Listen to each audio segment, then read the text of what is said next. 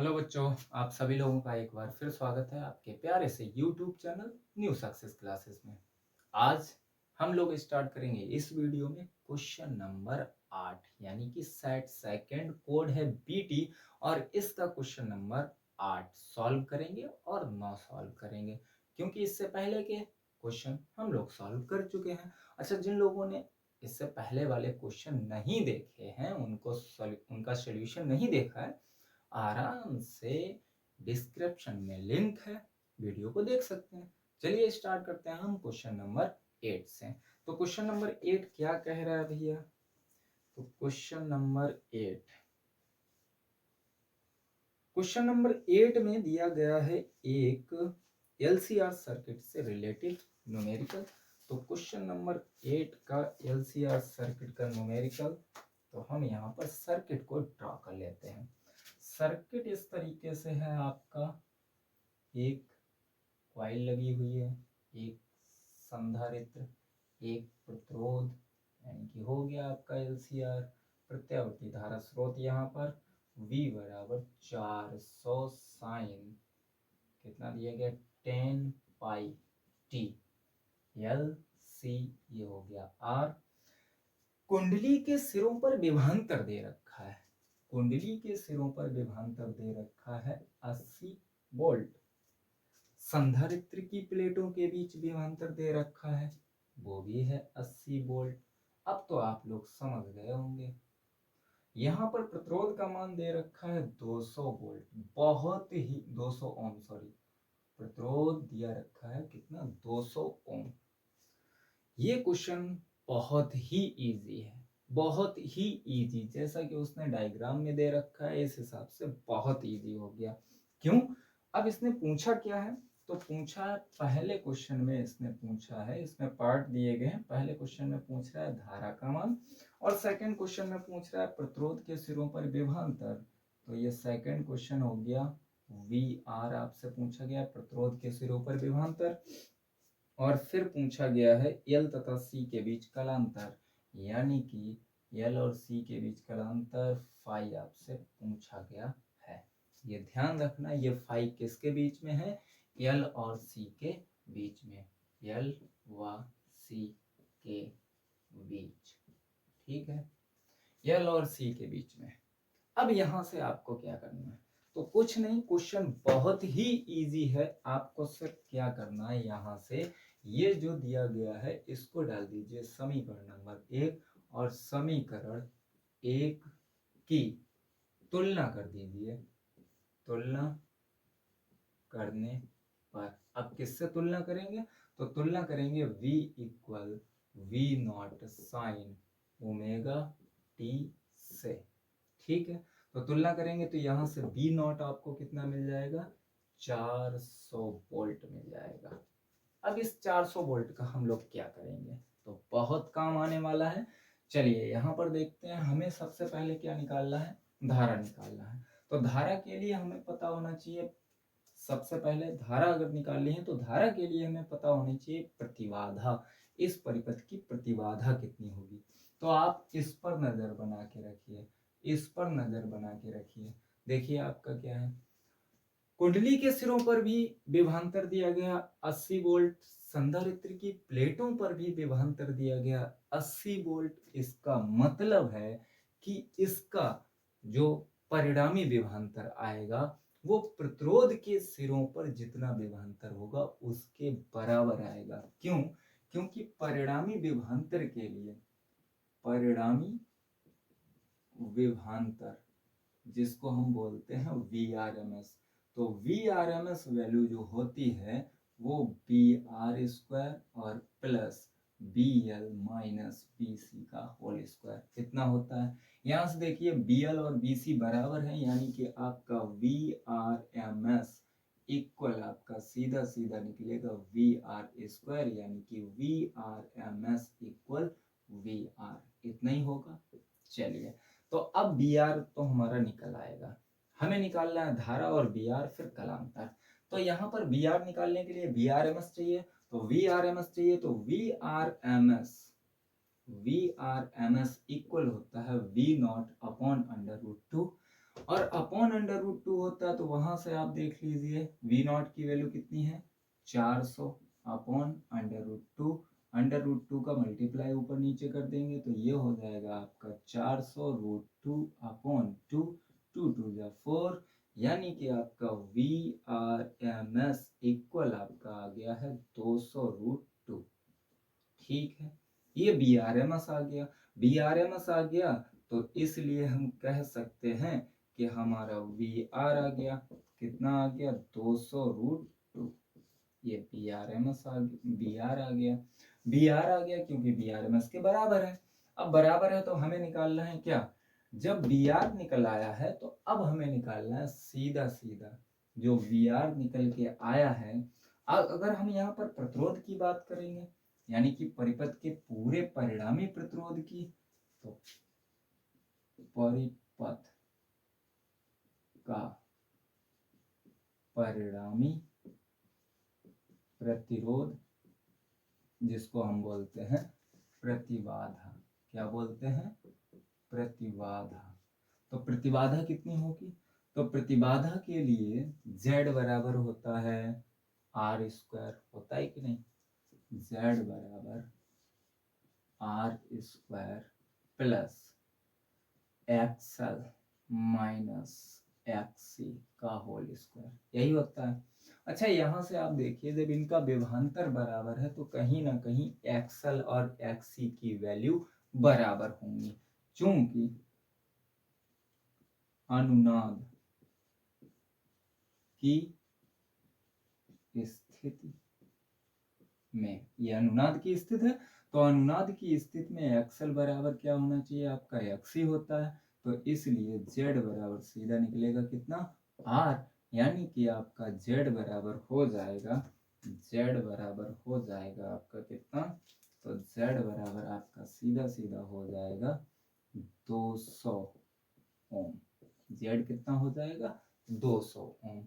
अब हमें मान किसका निकालना है, तो मान निकालना है धारा का, तो धारा I इक्वल क्या होगा, तो I इक्वल होगा VRMS अपॉन Z, यानी कि I इक्वल आपका VRMS कितना है, तो VRMS हमारा निकल के आया है 200 √2 और अपॉन में आपका Z कितना है, तो Z है 200, 200 से 200 कैंसिल, तो I इक्वल आपका आया है, यानी कि ये IRMS होगा, तो IRMS इक्वल आया है IRMS वर्ग माध्य मूल मान IRMS कितना आया है, तो IRMS आपका आ गया है √2 या अदरवाइज इसको हम लिख सकते हैं IRMS को 1.414 एम्पियर। तो ये विद्युत धारा का मान आ गया। अब हमसे पूछा गया LCR परिपथ में L व C के बीच कलांतर, तो हमें पता है तीसरे का आंसर क्या होगा, हमें पता है कि L और C के बीच कलांतर होता है। आंसर कितना होगा, तो आंसर में हम लिखेंगे L व C के बीच कलांतर, तो कलांतर होता है phi इक्वल 180 डिग्री, अदरवाइज या phi इक्वल पाई। तो ये था इस क्वेश्चन का आंसर। अच्छा क्वेश्चन था, बोर्ड एग्जाम में हमेशा इसी तरीके के क्वेश्चन पूछे जाते हैं और पूछे गए भी हैं। हमेशा आपको क्वेश्चन क्या करता है, थोड़ा सा ऐसा कुछ दे रखा होगा क्वेश्चन में जिससे कि आपको लगे कहीं ना कहीं ये थोड़ा टफ है, लेकिन क्वेश्चन बहुत इजी होता है। चलिए इसको साफ करें। अगला क्वेश्चन क्या कह रहा है, अगला क्वेश्चन अथवा, यानी कि क्वेश्चन नंबर हमारा कितना है, प्रश्न कितना था 8, और 8 का अब हम लगा रहे हैं अथवा, 8 का अब क्या रहेगा अथवा। अथवा क्या कह रहा है, प्रकाश व्यतिकरण की आवश्यक शर्तों का उल्लेख कीजिए और यंग के द्विक स्लिट प्रयोग में फ्रिंज की चौड़ाई के लिए व्यंजक प्राप्त कीजिए। तो हमसे फ्रिंज की चौड़ाई का व्यंजक पूछा गया है और सबसे पहले पूछा गया है व्यतिकरण के लिए आवश्यक शर्तें। तो यहां पर हेडिंग लगा दीजिए व्यतिकरण के लिए शर्तें। व्यतिकरण के लिए शर्तें।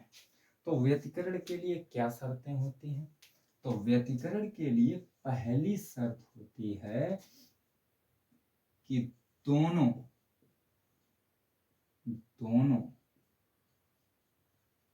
प्रकाश स्रोत कला संबद्ध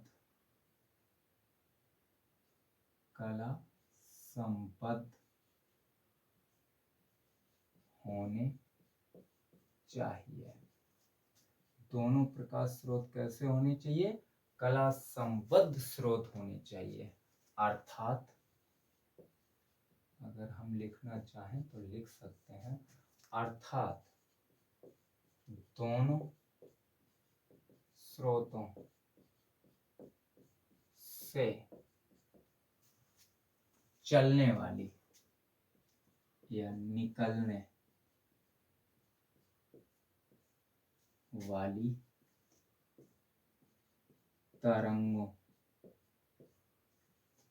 के बीच कालांतर समय के साथ स्थिर रहना चाहिए। समय के साथ स्थिर रहना चाहिए। स्थिर रहना चाहिए। ठीक है, यानी कि कालांतर बदलना नहीं चाहिए। सेकंड पॉइंट क्या रहेगा? तो सेकंड, दोनों प्रकाश स्रोतों यानी कि सिल्टों के बीच की दूरी कम से कम होनी चाहिए।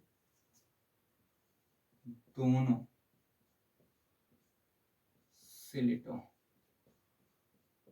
सिल्टों का मतलब रेखा छिद्र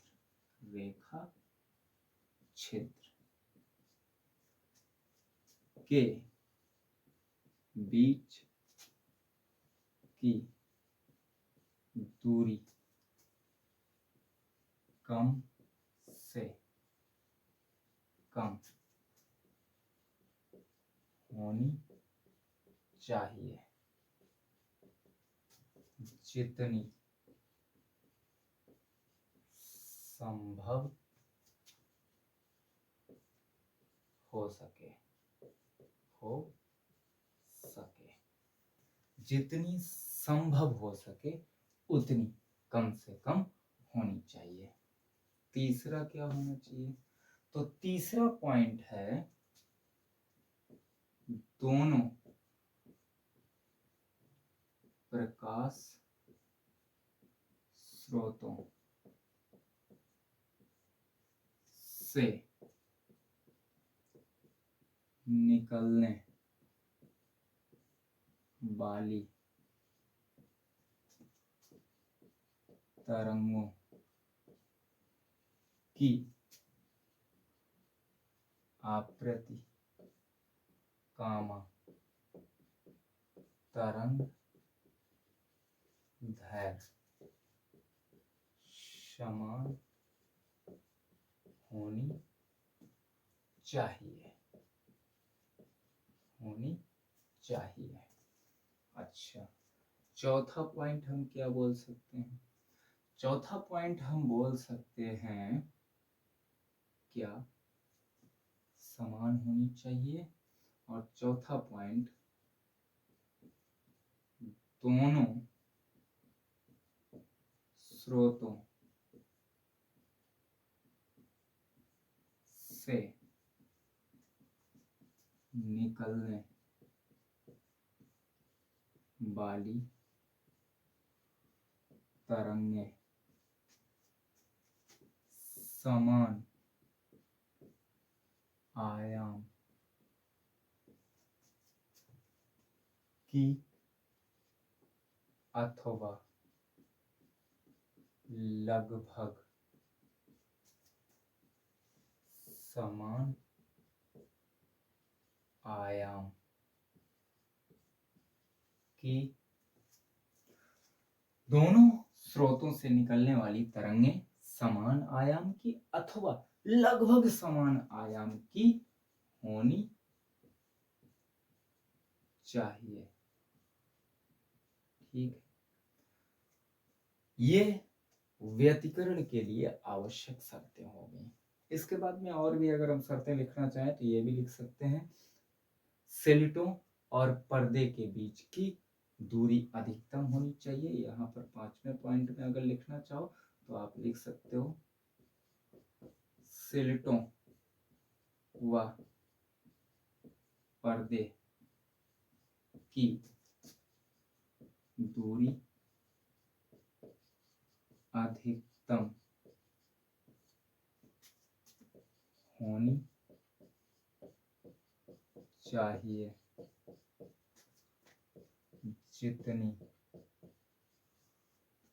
जितनी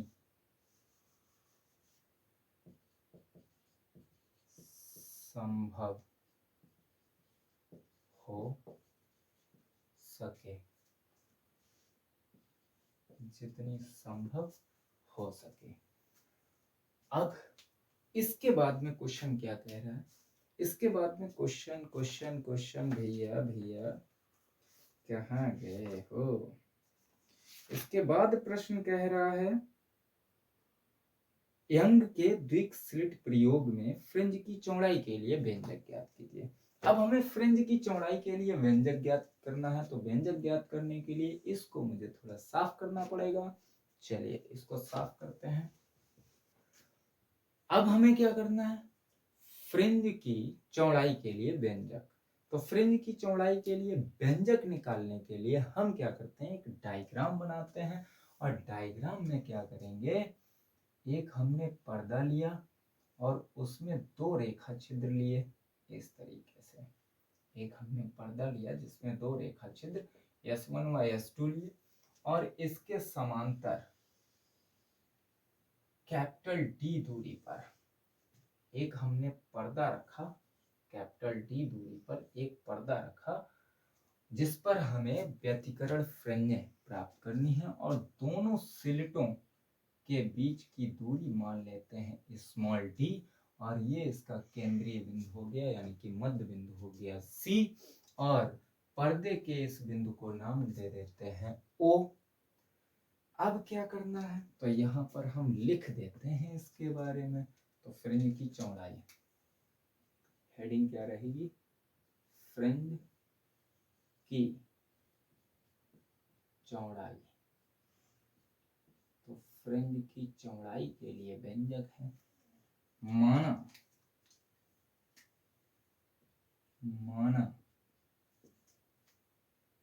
2 रेखा छिद्र S1 व S2 एक ही प्रकाश स्रोत से बोल सकते हैं, या एक वर्णी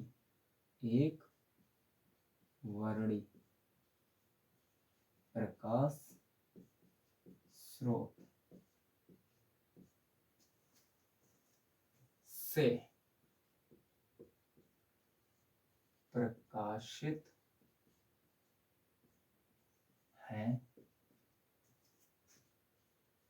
जिसकी तरंग दैर्घ्य लैम्डा है। ठीक, तब इनसे निकलने वाली तरंगें परस्पर अध्यारोपण, परस्पर अध्यारोपण के पश्चात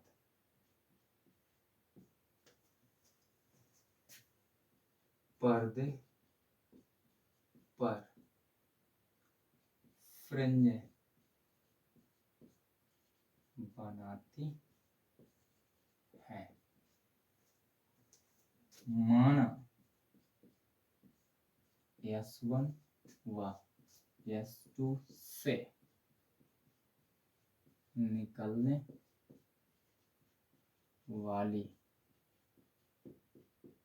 तरंगें पर्दे के बिंदु P पर मिलती है। ये हमने मान लिया। इन दोनों प्रकाश स्रोतों जो S1 और S2 जो रेखा छिद्र हैं जिनको हम स्लिट बोलते हैं, इनको हमने क्या किया, एक वर्णी प्रकाश स्रोत से प्रकाशित कर दिया। अब एक वर्णी प्रकाश स्रोत से प्रकाशित किया तो हाइगेंस के नियमानुसार S1 और S2 क्या करेंगे, एक नए प्रकाश स्रोत की भांति व्यवहार करेंगे और इनसे निकलने वाली जो द्वितीयक तरंगिकाएं होंगी वो इधर जाएंगी और जाने के पश्चात जब एक स्रोत की तरंगें दूसरे स्रोत की तरंगों पर अध्यारोपित होंगी तो परस्पर इस पर्दे पर हमें दीप्त और अदीप्त फ्रिंजें प्राप्त होंगी। तो हमने मान लिया कि भैया यहां से चलने वाली जो तरंगें हैं पर्दे के किसी बिंदु P पर मिलती हैं। ये रहा P बिंदु, ठीक है। यहां से चलने वाली जो तरंगें हैं पर्दे के बिंदु P पर मिलती हैं और P पर मिलती हैं तो जरा देखना ये जो तरंगें भाई चल रही हैं जो S1 से गई और S2 से जो तरंगें गई हैं, एक तरंग यहां से गई, एक तरंग यहां से गई, क्या इन तरंगों के बीच पथांतर होगा? क्या इन तरंगों के बीच पथांतर होगा? पथांतर का मतलब बेटा जो इन्होंने रास्ता तय किया क्या वो रास्ते बराबर हैं? अगर रास्ते बराबर हैं यानी कि पथ की लंबाई बराबर है तो हम कह सकते हैं कि पथांतर नहीं होगा। अगर पथ की लंबाई आपको अलग अलग दिख रही हो तो आप कह सकते हैं कि इनके पथों में अंतर है, यानी कि किसी ने ज्यादा पथ तय किया और किसी ने कम पथ तय किया। जी हाँ, आपको दिख रहा है, डायग्राम से दिख रहा है ना बेटा। यहां से ये जो S1P दूरी है और S2P दूरी है इसमें अंतर है। S2P ज्यादा दूरी है कि नहीं? अब ज्यादा दूरी है तो इस यही हो गया पथांतर। तो पथांतर हो गया तो पथांतर निकालने के लिए हम क्या करेंगे, तब बिंदु P पर मिलने वाली तरंगों के बीच पथांतर। अब हमें क्या निकालना है, पथांतर निकालना है। तो पथांतर कितना होगा, तो पथांतर हम कह सकते हैं कि S2P ज्यादा होगी, S2P ज्यादा होगी और S2P ज्यादा होगी और माइनस कर दीजिए S1P, हो गया पथांतर। भाई पथांतर, ये रास्ता बड़ा है ये रास्ता छोटा है, बड़े रास्ते से छोटे को घटा दीजिए, जितना बचेगा वही होगा पथ में अंतर, पथांतर। चलिए अब हम क्या करते हैं, हमें पथांतर निकालना है तो अगर इस बिंदु से अभिलंब हम खींच दें ऐसे करके, जैसे ही हम S1 से SP पर एक अभिलंब खींचते हैं, इसको आप नाम दे दीजिए चाहे कुछ भी नाम, जैसे A नाम दे दिया, अभिलंब हमने खींच दिया। अभिलंब खींचा तो बेटा जितना रास्ता एक्स्ट्रा था इसका, जितना रास्ता इसका ज्यादा था वो निकल के सामने आ गया। तो हम कह सकते हैं कि S2P माइनस S1P बराबर हम कह सकते हैं S2A, कह सकते हैं। यही तो पथांतर है। अब ये पथांतर है तो यहां पर कुछ ना कुछ एंगल बना होगा, बना होगा? जी हाँ, बना होगा। जरा सोचिए, अगर ये जो रेखाएं, जो मतलब प्रकाश किरणें S1 और S2 से चलने वाली प्रकाश किरणें हैं, जो बिंदु P पर मिल रही हैं, अगर हम S1 और S2 के कॉमन पॉइंट से एक अर्धक खींच दें, इस तरीके से एक अर्धक खींच दें, ये खींच दिया हमने अर्धक।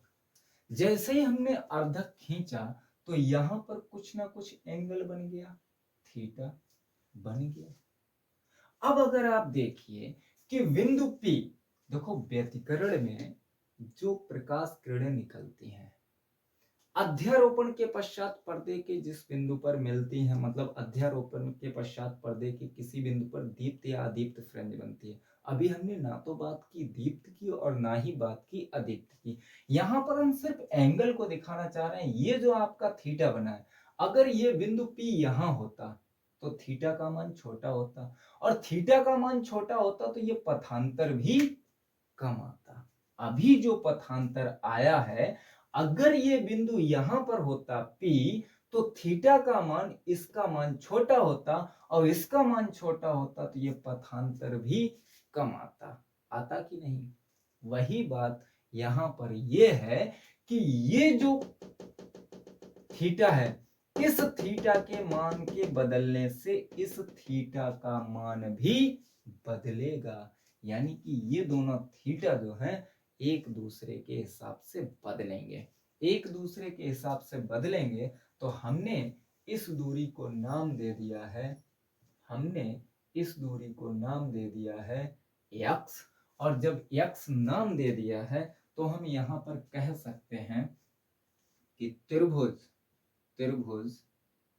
S1 S2 A में, S1 S2 A में अगर हम लगा दें sine theta, sine theta equal क्या होता है? साइन थीटा इक्वल होता है लंब बटे आधार। तो यहां से इस त्रिभुज में अगर लंब की बात करेंगे तो ये सामने वाली भुजा इतनी, ये जो भुजा है ये आपका लंब का काम करेगी। कोण के सामने वाली भुजा लंब होती है, तो ये हो गया लंब। लंब का मतलब हो गया आपका क्या? S2A अपॉन आधार।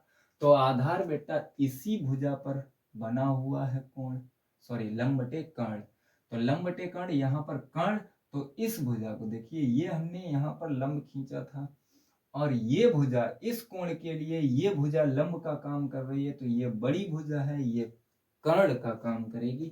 तो लंब बटे कर्ण, कर्ण का मतलब हो गया S1 S2। हो गया कि नहीं? चलिए इसको हम डाल देते हैं इक्वेशन फर्स्ट। फिर हमारे पास क्या है? हमारे पास एक त्रिभुज और है, वो कौन सा? COP। और COP में अगर हम लगा दें बेटा टेन थीटा, तो टेन थीटा इक्वल होता है लंब बटे आधार। तो लंब हमारा यहाँ से ये आ जाएगा, आधार ये आ जाएगा, यानी कि लंब आपका हो गया OP और आधार हो गया आपका CO। ये हो गया समीकरण नंबर 2। अब हम आपको जो कोण बताना चाह रहे थे उसका मतलब समझिए। अगर ये बिंदु P आपका यहाँ होता, कोण का मान बहुत छोटा होता, ये कोण का मान भी बहुत छोटा होता, क्योंकि पथांतर कम होता। मतलब अगर हम कह दें यदि थीटा का मान बहुत छोटा हो, या हम ऐसे भी कह सकते हैं कि आप अगर देखेंगे यहां से जो भुजा OP है वो कहीं ना कहीं CO से छोटी है, बहुत छोटी है। चूंकि ऐसे भी लिख सकते हैं, चूंकि दूरी OP CO से अधिक छोटी है। अब छोटी है तब जब इस दूरी के सापेक्ष ये दूरी बहुत कम है, बहुत कम है, तो यहाँ पर यानी कि ये थीटा के मान बहुत सूक्ष्म होंगे। तब थीटा अत्यंत अत्यंत सूक्ष्म होगा। अब थीटा अत्यंत सूक्ष्म होगा तो इसका मतलब हम कह सकते हैं कि साइन थीटा जो है वो टेन थीटा के बराबर होगा। अगर थीटा का मान छोटा है तो साइन थीटा का मान टेन थीटा के बराबर होगा। और साइन थीटा का मान अगर टेन थीटा के बराबर है तो समीकरण 1 व 2 से अगर आप देखेंगे तब तब तब आप देख लीजिए क्या हो जाएगा, S2a अपॉन S1 और S2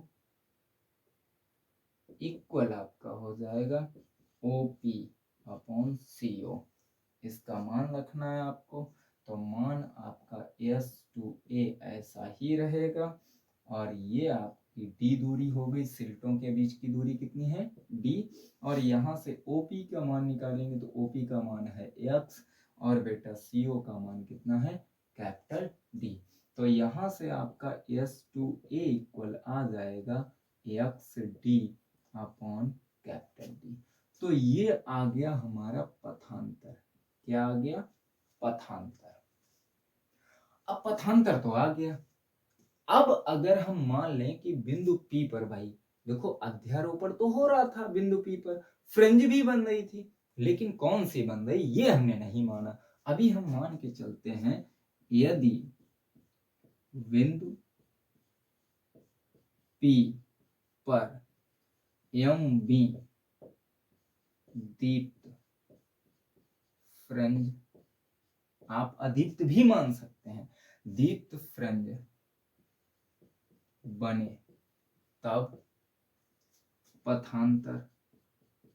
तो दीप्त फ्रिंज के लिए पथांतर होता है m लैम्डा। दीप्त फ्रिंज के लिए पथांतर कितना होता है m लैम्डा।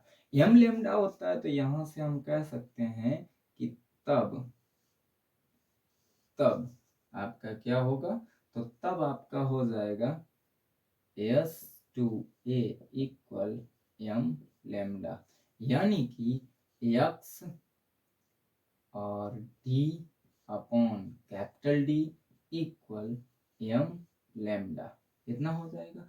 तो यहां से x निकालेंगे तो x कितना आएगा m d lambda upon small d।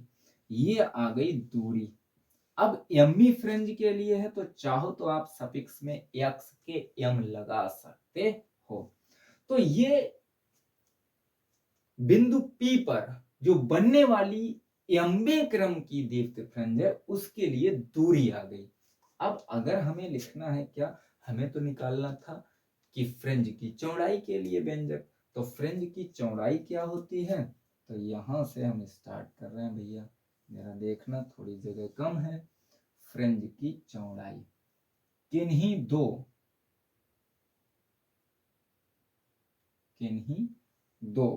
यहां लिख रहे हैं हम, किन्हीं दो क्रमागत दीप्त अथवा अदीप्त फ्रिंजों के बीच की दूरी को फ्रिंज की चौड़ाई W कहते हैं। किन्हीं दो क्रमागत दीप्त अथवा अदीप्त फ्रिंजों के बीच की दूरी को फ्रिंज की चौड़ाई कहते हैं। तो अगर ये एम्मे क्रम की दीप्त फ्रिंज है तो ये दूरी हम कह सकते हैं कि XM हो गई। एम्मे क्रम की अगर दीप्त फ्रिंज है तो केंद्रीय फ्रिंज मतलब O से जहां पर आपकी केंद्रीय फ्रिंज बनेगी, तो केंद्रीय दीप्त फ्रिंज से ये दूरी हो गई एम्मे क्रम की। तो हम यहां पर लिख सकते हैं तब M+1 V दीप्त फ्रिंज की दूरी, ठीक है, तो वो कितनी हो जाएगी, XM+1। एमबी के लिए, एमबी दीप्त फ्रिंज के लिए दूरी ये आई, तो M+1V दीप्त फ्रिंज के लिए दूरी कितनी होनी चाहिए, तो वो हो जानी चाहिए M+1। M की जगह क्या रखना है, M+1 रखना है भाई। अगर मान लीजिए कि वहां पर आपकी तीसरी बनती दीप्त फ्रिंज, तो उससे अगली कौन सी होती, चौथी होती ना, 3 में आप एक जोड़ते। अगर वहां पर आपकी 5वीं बन गई है तो छठी कौन सी होती, 5 में एक जोड़ देते ना, ऐसे तो निकालते हैं। वही एमवे क्रम की हमने पहले निकाल रखी है। तो अब उससे अगली वाली तो M+1 एक कर दीजिए, उससे अगली तो प्लस एक और कर देंगे, उससे अगली वाली प्लस एक और कर देंगे। तो इस हिसाब से XM आपका ये है, M+1 भी क्या होगी, तो M की जगह पे M+1 रख देना है। तो D lambda upon small D, ये आ गई दूरियां। अब हमें क्या करना है, फ्रिंज की चौड़ाई निकालनी है। तब फ्रिंज की चौड़ाई W बराबर होता है XM+1, क्योंकि ये दूरी ज्यादा होगी। M+1 भी है तो कहीं ना कहीं इधर बनेगी आके, उसके बाद में बनेगी। तो M+1 भी है तो M+1 ज्यादा होगा, और XM मान रखिए। तो W इक्वल आपका क्या हो जाएगा, M+1 D lambda upon small D, minus आपका क्या रहेगा, तो माइनस ये रहेगा M D lambda upon small D. यहाँ से आपको जो कॉमन मिल रहा हो उसको कॉमन ले लीजिए। तो कॉमन हमें दिख रहा है कि यहाँ से कॉमन है आपका कितना, तो कॉमन है आपका d lambda upon small d. देखिए d lambda upon small d, यही तो कॉमन है, कॉमन ले लिया। बचा क्या, बचा इधर लिख दीजिए M+1 बचा है। उसके बाद में इधर तो माइनस का M बचा है, M से M कैंसिल हो गया, तो W इक्वल कितना आया, D lambda upon small D, D lambda upon small D. अगर इसी क्वेश्चन में पूछ लेता बेटा, इसी क्वेश्चन में पूछ लेता कि फ्रिंज की चौड़ाई के लिए व्यंजक निकालिए तथा सिद्ध कीजिए कि फ्रिंज की चौड़ाई फ्रिंजों की संख्या पर निर्भर नहीं करती है, तो यहाँ से देखिए आप M से M कैंसिल हो गया, तो यहाँ से आप लिख सकते हैं कि फ्रिंज की चौड़ाई फ्रिंज की संख्या या फ्रिंजों की संख्या पर निर्भर नहीं करती है। यहीं से अगर पूछ लिया जाए कि क्या जो सिल्टों S1 और S2 पर आपतित प्रकाश की अगर तरंग दैर्घ्य को बढ़ा दिया जाए तो क्या फ्रिंज की चौड़ाई बढ़ जाएगी, जी हाँ। देखिए W जो है डायरेक्टली प्रोपोर्शनल होगा तरंग दैर्घ्य के, यानी कि फ्रिंज की चौड़ाई जो होगी वो तरंग दैर्घ्य के अनुक्रमानुपाती है। मतलब तरंग दैर्घ्य बढ़ेगी तो फ्रिंज की चौड़ाई बढ़ेगी। तो ये फ्रिंज की चौड़ाई के लिए व्यंजक था आपका। किस तरीके से आप निकालेंगे इसको, किस तरीके से डेरिवेशन करेंगे, बहुत ही आसान भाषा में, बहुत सा मोस्ट इंपॉर्टेंट बेटा क्वेश्चन ये रहता है, ये मोस्ट इंपॉर्टेंट क्वेश्चन रहता है, हर साल आपसे पूछा जाता है, न्यूमेरिकल भी आ जाता है इसमें, और नहीं तो फ्रिंज की चौड़ाई के लिए तो व्यंजक आता ही है, हर साल आता है। चलिए आप इसका स्क्रीनशॉट ले लीजिए, मैं इसको साफ कर रहा हूं।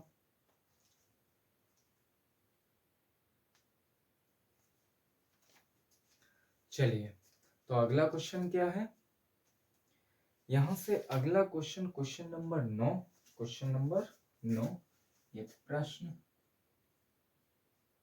संख्या रहेगी 9, और प्रश्न संख्या 9 क्या कह रहा है, तो प्रश्न कह रहा है उभयनिष्ठ उत्सर्जक प्रवर्धक के रूप में पीएनपी ट्रांजिस्टर की व्याख्या कीजिए और इसके लाभों पर प्रकाश डालिए। अब पीएनपी ट्रांजिस्टर को यहां पर हम लिख देते हैं पीएनपी ट्रांजिस्टर का उभयनिष्ठ उत्सर्जक प्रवर्धक, उत्सर्जक प्रवर्धक रूप, या पीएनपी ट्रांजिस्टर उभयनिष्ठ उत्सर्जक प्रवर्धक के रूप में। तो उभयनिष्ठ उत्सर्जक प्रवर्धक के रूप में पीएनपी ट्रांजिस्टर का यूज क्यों किया जाता है, ये हमें नहीं बताना, लेकिन फिर भी हम आपको बता रहे हैं कि जो प्रवर्धक होता है, प्रवर्धक का मतलब क्या होता है, यानी कि प्रवर्धक क्या है, एक ऐसा उपकरण है जो प्रत्यावर्ती धारा के दुर्बल सिग्नलों की तरंग प्रकृति में बिना कोई परिवर्तन किए उसकी क्षमता को बढ़ा देता है, यानी कि दुर्बलता को खत्म कर देता है, उनको प्रबल कर देता है, संकेतों को क्या करता है, प्रबल कर देता है। चलिए यहाँ पर अब क्वेश्चन आपका क्या कह रहा है कि प्रवर्धक के रूप में कैसे यूज करते हैं। तो इसमें बेटा पीएनपी ट्रांजिस्टर का हम एक बढ़िया सा डायग्राम बना रहे हैं। यहाँ पर आप क्या करेंगे, एक पीएनपी ट्रांजिस्टर बना लेते हैं। तो इस तरीके से पीएनपी ट्रांजिस्टर हमने बनाया, ये रहा, ये रहा, एक ये रहा, इसको इसको और इसको, ये ट्रांजिस्टर हो गया। अब ट्रांजिस्टर हो गया तो इसमें ये जो है इसको हम बोलते हैं संग्राहक, इसको बोल देते हैं आधार और सॉरी उत्सर्जक, और इसको बोल देते हैं आधार। इसमें क्या होता है कि इस परिपथ में उभयनिष्ठ उत्सर्जक प्रवर्धक, तो उभयनिष्ठ उत्सर्जक प्रवर्धक में क्या होता है कि जो आधार आपका है वो उत्सर्जक के सापेक्ष ऋण विभव पर होता है, आधार उत्सर्जक के सापेक्ष ऋण विभव पर होता है। तो यहाँ पर आधार को हम उत्सर्जक के सापेक्ष ऋण विभव पर रखते हैं, उत्सर्जक के सापेक्ष ऋण विभव पर रखा, तो उत्सर्जक को किस पर रखना पड़ेगा, धन विभव पर, सीधी सी बात, रखना पड़ेगा कि नहीं। और जो संग्राहक होता है वो आधार व उत्सर्जक दोनों के सापेक्ष ऋण विभव पर रखा जाता है। अब दोनों के सापेक्ष ऋण विभव पर रखने का मतलब है कि कहीं ना कहीं हमें इस वाले परिपथ में एक बड़ी बैटरी लगानी होगी। तो हम यहाँ पर क्या करते हैं, एक बड़ी बैटरी लगा देते हैं, और इस तरीके से एक बड़ी बैटरी हमने लगा दी। ये तो प्रतिरोध हो गया जो विभव विभेदक का काम करेगा, और साथ में ही हमने एक यहाँ पर बैटरी लगानी है, तो हम यहाँ पर बैटरी लगा देते हैं, एक बड़ी सी बैटरी, और इसको रखा जाता है ऋण विभव पर। तो यहाँ माइनस कर दिया, plus minus plus minus plus minus plus, इस तरीके से हमने एक बड़ी सी बैटरी लगा दी। अब ये जो बड़ी सी बैटरी लग गई है, यहाँ पर हम प्राप्त करेंगे क्या, निर्गत सिग्नल। इधर हम क्या प्राप्त करेंगे, निर्गत सिग्नल, निर्गत सिग्नल यहाँ पर हम प्राप्त करेंगे। यहाँ लिख सकते हैं निर्गत सिग्नल, निर्गत सिग्नल यहाँ पर हम प्राप्त करेंगे। इधर क्या होगा, तो इधर जो हम निवेशी सिग्नल लगाएंगे, निवेशी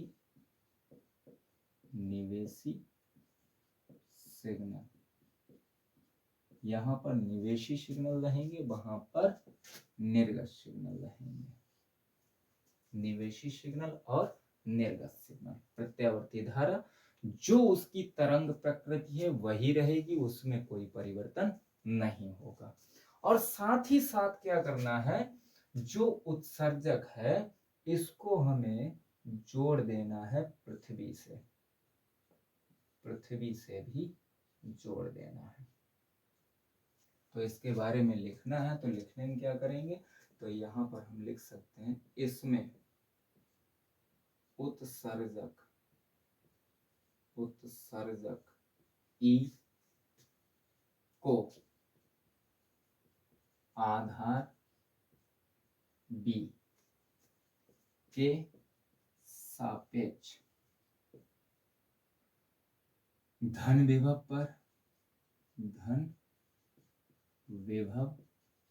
पर जबकि संग्राहक सी को आधार व उत्सर्जक दोनों के सापेक्ष ऋण विभव पर रखा जाता है। साथ ही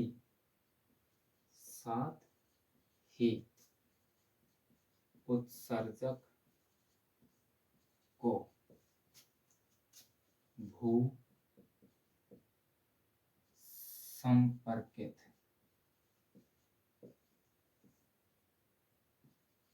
कर देते हैं। अब भू संपर्कित कर देते हैं, R1 इसको नाम दे दिया, इसको R2 नाम दे दिया। यहां से विद्युत धारा ऐसे, इधर से विद्युत धारा ऐसे, तो विद्युत धारा इधर जाएगी। अब हमने पृथ्वी से इसको संपर्कित कर दिया, तो यहां पर क्या होता है कि इस परिपथ में अगर हम ये जो बैटरी है इसको अगर नाम देना चाहें तो BCE मतलब संग्राहक उत्सर्जक वोल्टेज, यहां इसको नाम देना चाहें तो BBE यानी कि आधार उत्सर्जक वोल्टेज, इस तरीके से नाम दे सकते हैं। अब यहां पर अगर हम क्या करें कि संग्राहक उत्सर्जक वोल्टेज को नियत रखें, और नियत रखने पर क्या होगा, हमेशा जो निवेशी सिग्नल है उसको लगाया जाता है आधार उत्सर्जक परिपथ में। और आधार उत्सर्जक परिपथ में लगाने से क्या होता है कि अगर बेटा हम एक निश्चित वोल्टेज पर निवेशी धारा में अल्प परिवर्तन करें तो आपकी जो निर्गत धारा यानी कि निर्गत सिग्नल जो आपके संग्राहक परिपथ पर प्राप्त होगा उसमें बहुत अधिक परिवर्तन हो जाता है। तो यहां पर हम क्या लिखेंगे, एक नियत संग्राहक वोल्टेज पर, एक नियत संग्राहक वोल्टेज पर आधार धारा के मान में, आधार धारा के मान में सूक्ष्म परिवर्तन संग्राहक धारा में बहुत अधिक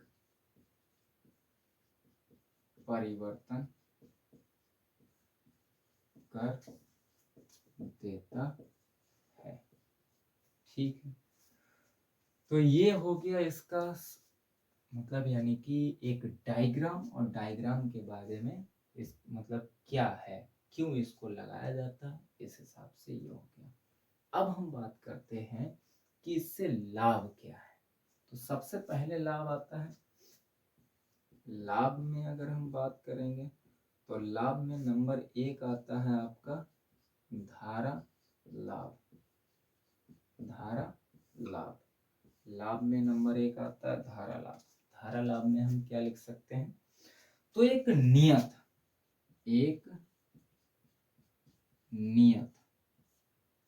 देखना, यहाँ पर धारा कौन कौन सी है, एक संग्राहक धारा है और आपकी एक आधार धारा है। एक नियत संग्राहक उत्सर्जक वोल्टेज पर, एक नियत संग्राहक उत्सर्जक वोल्टेज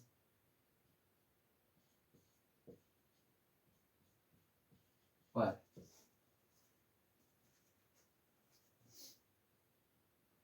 संग्राहक धारा में परिवर्तन तथा इसके संगत आधार धारा में परिवर्तन के अनुपात को संग्राहक धारा में परिवर्तन, संग्राहक धारा में परिवर्तन डेल्टा IC लिख सकते हैं, तथा इसके संगत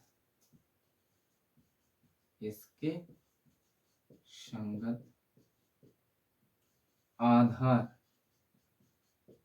धारा में परिवर्तन डेल्टा IB के अनुपात को AC धारा लाभ कहते हैं, धारा लाभ कहते हैं। इसे बीटा से प्रदर्शित करते हैं, AC धारा लाभ कहते हैं, इसे बीटा से प्रदर्शित करते हैं, या ऐसे भी लिख सकते हैं AC धारा लाभ ब्रैकेट में बीटा कहते हैं। चलिए, तो यहां से आपका AC धारा लाभ जो है बीटा इक्वल क्या आ जाएगा, delta IC upon delta IB, delta IB, ये आपका हो गया धारा लाभ। अब सेकंड आपका क्या रहेगा, तो सेकंड रहेगा AC वोल्टेज लाभ।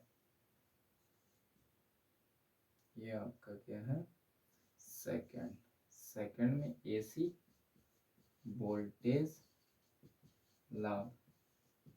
तो अब हमें वोल्टेज लाभ के बारे में लिखना है, तो वोल्टेज लाभ के बारे में क्या हम बोल सकते हैं, तो वोल्टेज लाभ क्या होता है, तो वोल्टेज लाभ में हम बेटा लिख सकते हैं कि संग्राहक वोल्टेज के मान में परिवर्तन तथा आधार उत्सर्जक वोल्टेज के मान में परिवर्तन के अनुपात को वोल्टेज लाभ कहते हैं। तो यहां पर लिखेंगे संग्राहक वोल्टेज के मान में परिवर्तन तथा उत्सर्जक या आधार बोल सकते हैं, एक एक नाम ले रहे हैं। यहाँ संग्राहक उत्सर्जक वोल्टेज के मान में परिवर्तन तथा आधार उत्सर्जक वोल्टेज के मान में, तो आधार वोल्टेज के मान में परिवर्तन के अनुपात को वोल्टेज लाभ AV कहते हैं। यानी कि AV इक्वल संग्राहक वोल्टेज, तो संग्राहक वोल्टेज अगर मान लीजिए संग्राहक का प्रतिरोध कितना है, R2 है, तो यहाँ पर संग्राहक वोल्टेज को हम लिख सकते हैं VC अपॉन आधार वोल्टेज क्या है, तो VB। तो यहाँ से हम लिख सकते हैं क्या, आपका AV इक्वल क्या हो जाएगा, I और वो भी डेल्टा C और इनटू क्या है, V इक्वल IR होता है ना, तो वहीं से यहाँ पर R2 अपॉन में आपका क्या है, डेल्टा I और V इनटू क्या होगा, R1।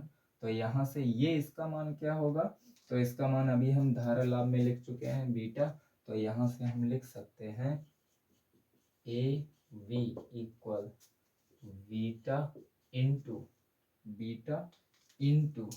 क्या लिख सकते हैं, तो बीटा इंटू लिख सकते हैं R2 अपॉन में R1। ये हो गया आपका वोल्टेज लाभ।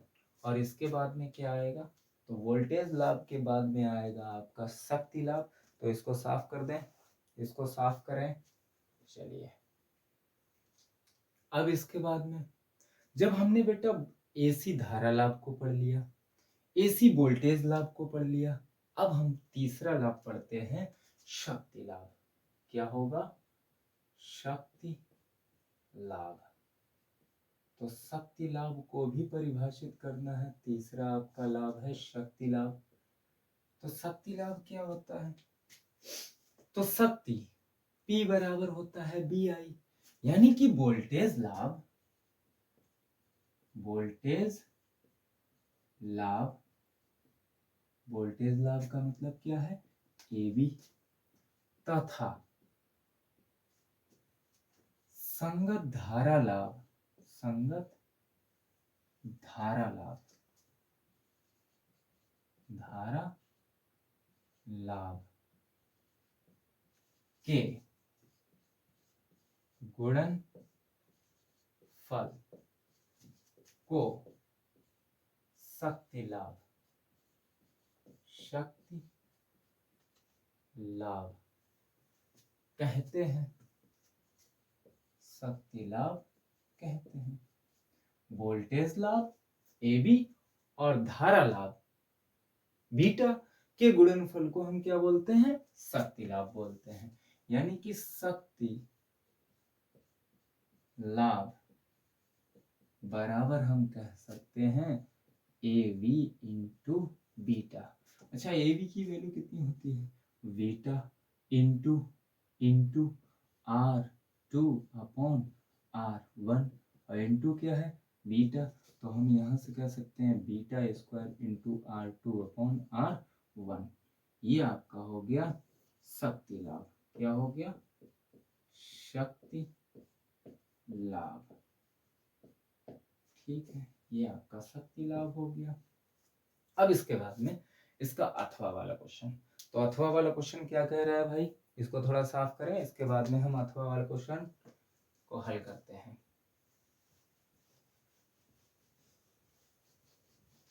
ये सेट भाई खत्म हो रहा है, दूसरा सेट आपका खत्म हो रहा है। तो क्या आपने अभी तक चैनल को सब्सक्राइब और वीडियो को लाइक किया कि नहीं।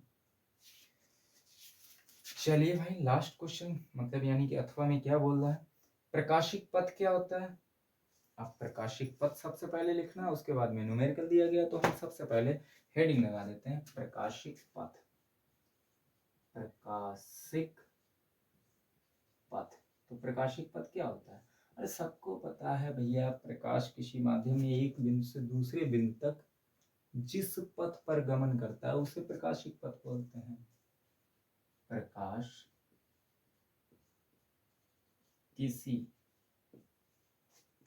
माध्यम में एक बिंदु से दूसरे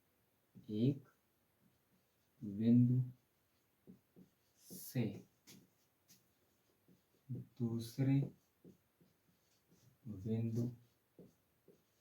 तक जिस पथ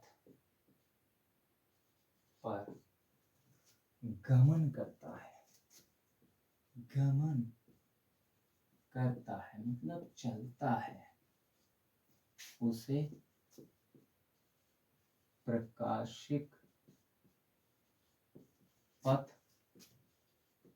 कहते हैं। उसे क्या बोलते हैं, प्रकाशिक पथ कहते हैं, यानी कि प्रकाश का पथ कहते हैं।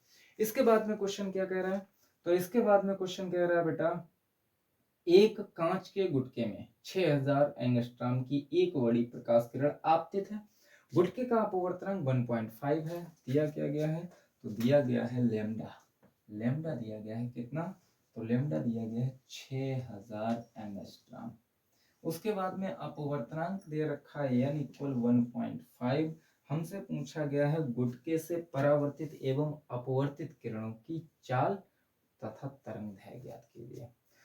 तो परावर्तित